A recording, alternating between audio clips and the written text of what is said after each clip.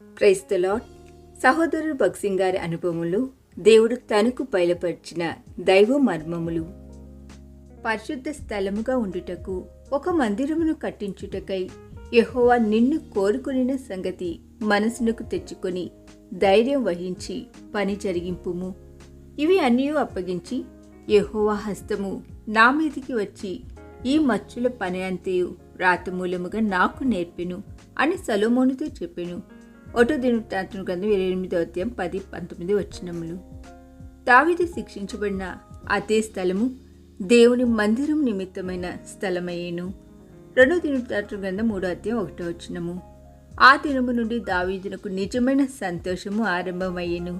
తాను ఇంతకు ముందు ఆనందించిన అద్భుతకరమైన దినములను దేవుని మందిరం కొరకైన ఆ స్థలములో తాను నిర్మించిన ఆ బలిపీఠం ముందు తాను పొందిన ఆనందమునకు అవి సాటి అయినవి కావు. తన మందిర నిర్మాణం కొరకైన నమూనాను దేవుడు దావీదునికిచ్చెను మరియు దానిని కట్టుటకై తన కుమారుడైన సొలొమోనును దేవుడు ఏర్పరచుకొనెను అను నిశ్చయిత దావీదుకు కలిగెను. దావీదు ఇప్పుడు అనుభవించిన ఆనందము ఎంతో ప్రత్యేకమైనది. దేవుని మందిరం నిమిత్తమైన పరలోకపు ఏర్పాటును గురించిన ప్రత్యక్షత ద్వారా మాత్రమే అట్టి సంతోషము కలుగును. రాజు ఆనందించును, ప్రజలు కూడా ఆనందించిరి.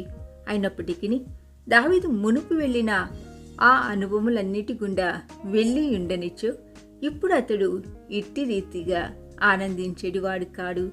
ప్రతి సందర్భము ప్రాముఖ్యమైనది. యెహోవాయందలి ఆనందము మనకు బలము. అయితే ఆయన పరలోక నమూనాలను గూర్చిన ప్రత్యక్షత, దానిలోని పాలిభాగస్తులుగా నుండుటకే దేవుడు మనలను పిలిచి ఉన్నాడన్న విషయము ఎరుగుట వలన కలుగు ఆనందము ఇతర సందర్భంలో మనం అనుభవించిన ఆనందము కంటే ఎంతో మించినది. ఈ ఆనందముతో మనము దేవుడు తన ప్రజల కొరకు ఇప్పుడును రాబో యుగములలోనూ కలిగి ఉన్న ఏర్పాటు సంకల్పంలోనికి ప్రవేశించుదుము. ప్రభు నిన్ను ఆనందము నుండి ఆనందమునకు నడిపించి నీకు బలమగు దేవుని ఆనందం యొక్క సంపూర్ణతకు నిన్ను చేర్చినట్లు ప్రార్థించుము. ఈ దిన ధ్యానము మనందరి ఆత్మీయ జీవితమునకు ఆశీర్వాదకరముగా ఉండునుగాక. ఆమేన్.